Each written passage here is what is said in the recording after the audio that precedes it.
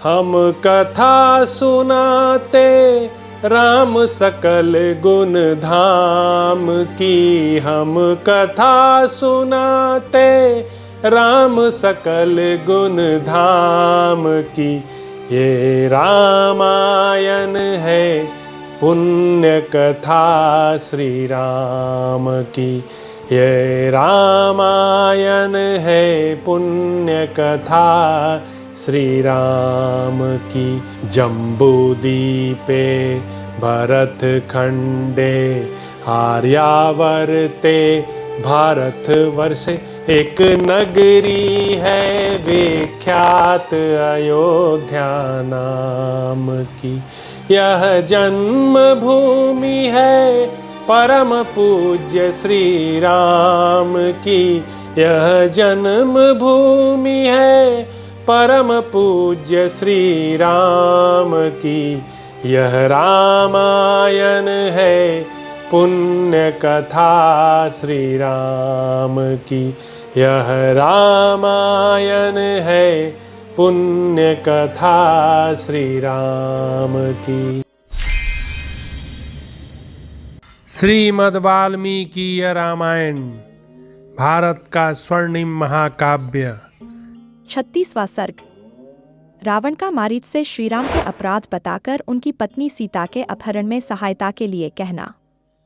रावण बोला, तात मारीच, मैं सब बता रहा हूँ, मेरी बात सुनो। इस समय मैं बहुत दुखी हूँ और इस दुख की अवस्था में तुम ही मुझे सबसे बढ़कर सहारा देने वाले हो। तुम जनस्थान को जानते हो, जहाँ मेरा भाई खर महाबाहु दूषण, मेरी बहन शूरपणखा, मांसभोजी राक्षस महाबाहु त्रिशरा तथा और भी बहुत से लक्ष्यवेद में कुशल शूरवीर निशाचर रहा करते थे। वे सभी राक्षस मेरी आज्ञा से वहां घर बनाकर रहते थे और उस विशाल वन में जो धर्माचरण करने वाले मुनि थे उन्हें सताया करते थे। वहां खर के मन का अनुसरण करने वाले तथा युद्ध विषयक उत्साह से संपन्न 14,000 शूरवीर राक्षस रहते थे, जो भयंकर कर्म करने वाले थे। जनस्थान में निवास करने वाले जितने महाबली राक्षस थे, वे सबके सब उस समय अच्छी तरह सन्नद्ध होकर युद्ध क्षेत्र में राम के साथ जा भिड़े थे। ये खर आदि राक्षस नाना प्रकार के अस्त्र शस्त्रों का प्रहार करने में कुशल थे, परंतु युद्ध के मुहाने पर रोष में भरे हुए श्रीराम ने अपने मुंह से कोई कड़वी बात न कहकर चाणों के साथ धनुष का ही व्यापार आरंभ किया।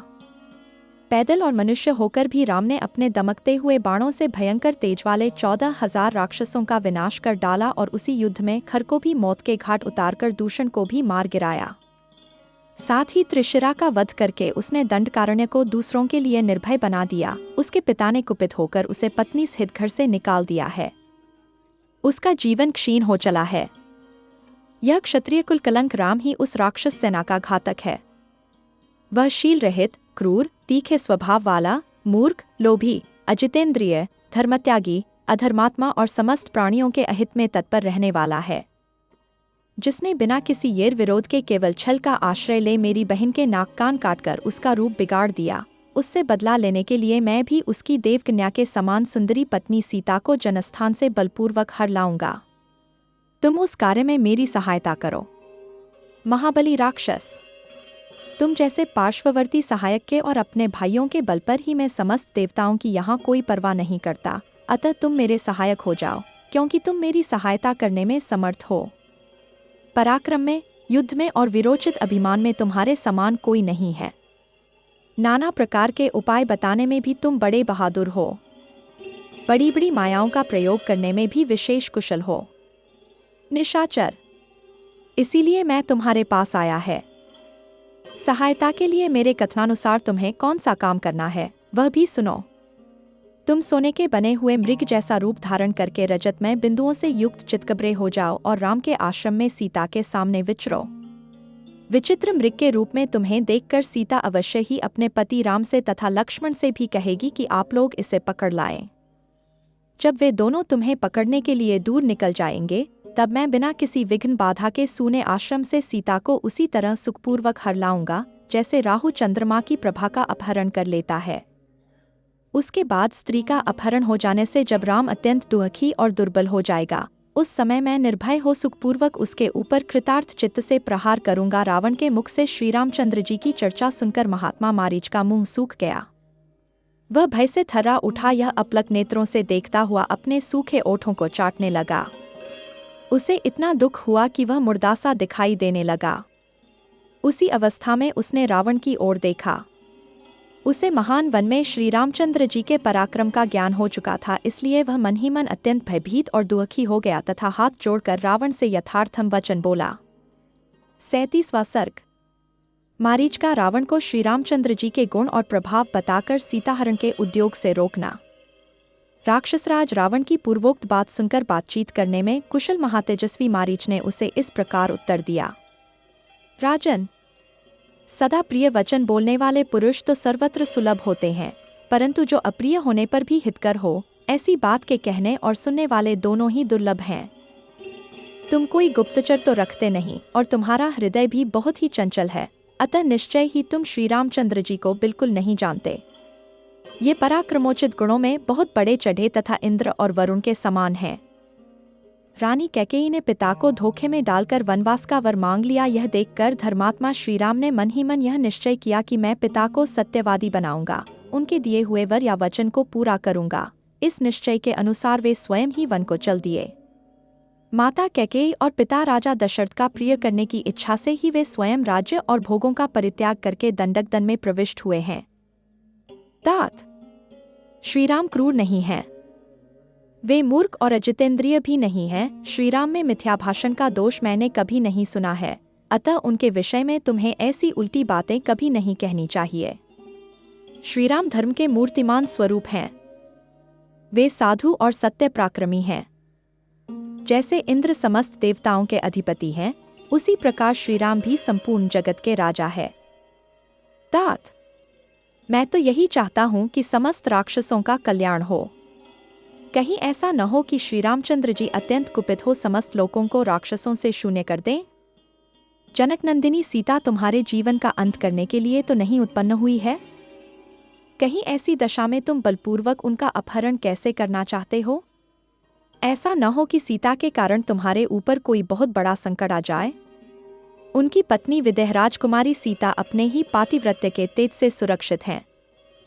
जैसे सूर्य की प्रभा उससे अलग नहीं की जा सकती, उसी तरह सीता को श्रीराम से अलग करना असंभव है। तुम जैसे स्वेच्छाचारी और उच्छृल राजा को पाकर लंकापुरी तुम्हारे और राक्षसों के साथ ही नष्ट न हो जाए। जो राजा तुम्हारे समान दुराचारी, स्वेच्छाचारी, पापपूर्ण विचार रखने वाला और खोटी बुद्धि वाला होता है, वह अपने स्वजनों का तथा समूचे राष्ट्र का भी विनाश कर डालता है। श्री रामचंद्र जी न तो पिता द्वारा त्यागे या निकाले गए हैं, न उन्होंने धर्म की मर्यादा का किसी तरह त्याग किया है, न वे लोभी, न दूषित आचार विचार वाले और न क्षत्रिय कुल कलंक ही हैं। कौशल्या का आनंद बढ़ाने वाले श्रीराम धर्म संबंधी गुणों से हीन नहीं हुए हैं। उनका स्वभाव भी किसी प्राणी के प्रति तीखा नहीं है। वे सदा समस्त प्राणियों के हित में ही तत्पर रहते। श्रीराम प्रज्वलित अग्नि के समान हैं। बाण ही उस अग्नि की ज्वाला है। धनुष और खड़ग ही उसके लिए ईंधन का काम करते हैं। तुम्हें युद्ध के लिए सहसा उस अग्नि में प्रवेश नहीं करना चाहिए। तात, धनुष ही जिसका फैला हुआ दीप्तिमान मुख है और बाण ही प्रभा है जो अमर्ष में भरा हुआ है। धनुष और बाण धारण किए खड़ा है, रोषवश तीखे स्वभाव का परिचय देता है और शत्रु सेना के प्राण लेने में समर्थ है। उस रामरूपी यमराज के पास तुम्हें यहाँ अपने राज्य सुख और प्यारे प्राणों का मोह छोड़कर सहसा नहीं जाना चाहिए। जनक किशोरी सीता जिनकी धर्म पत्नी है, उनका तेज अप्रमेय है। श्री रामचंद्र जी का धनुष उनका आश्रय है, अतः तुम्हें इतनी शक्ति नहीं है कि वन में उनका अपहरण कर सको। श्री रामचंद्र जी मनुष्यों में सिंह के समान पराक्रमी हैं। उनका वक्ष स्थल सिंह के समान उन्नत है। भामिनी सीता उनकी प्राणों से भी अधिक प्रियतमा पत्नी हैं। वे सदा अपने पति का ही अनुसरण करती हैं। मिथिलेश कुमारी सीता ओजस्वी श्रीराम की प्यारी पत्नी हैं। ये प्रज्वलित अग्नि की ज्वाला के समान असह्य हैं, अतः उन सुंदरी सीता पर बलात् नहीं किया जा सकता। राक्षसराज, यह व्यर्थ का उद्योग करने से तुम्हें क्या लाभ होगा? जिस दिन युद्ध में तुम्हारे ऊपर श्रीराम की दृष्टि पड़ जाए, उसी दिन तुम अपने जीवन का अंत समझना। यदि तुम अपने जीवन का सुख का और परम दुर्लभ राज्य का चिरकाल तक उपभोग करना चाहते हो तो श्रीराम का अपराध न करो। तुम विभीषण आदि सभी धर्मात्मा मंत्रियों के साथ सलाह करके अपने कर्तव्य का निश्चय करो।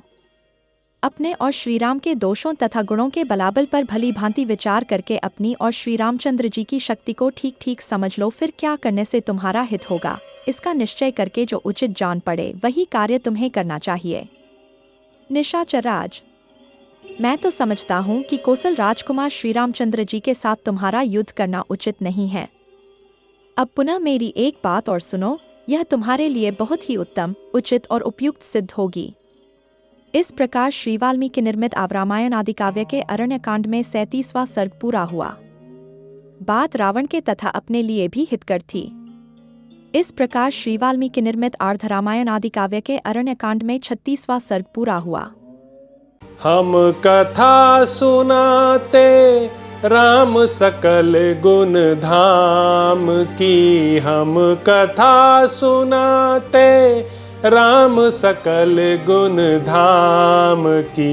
ये रामायण है पुण्य कथा श्री राम की, ये रामायण है पुण्य कथा श्री राम की। जम्बूदीपे भरत खंडे आर्यावर्ते भारत वर्षे एक नगरी है विख्यात अयोध्या नाम की। यह जन्म भूमि है परम पूज्य श्री राम की, यह जन्म भूमि है परम पूज्य श्री राम की। यह रामायण है पुण्य कथा श्री राम की, यह रामायण है पुण्य कथा श्री राम की।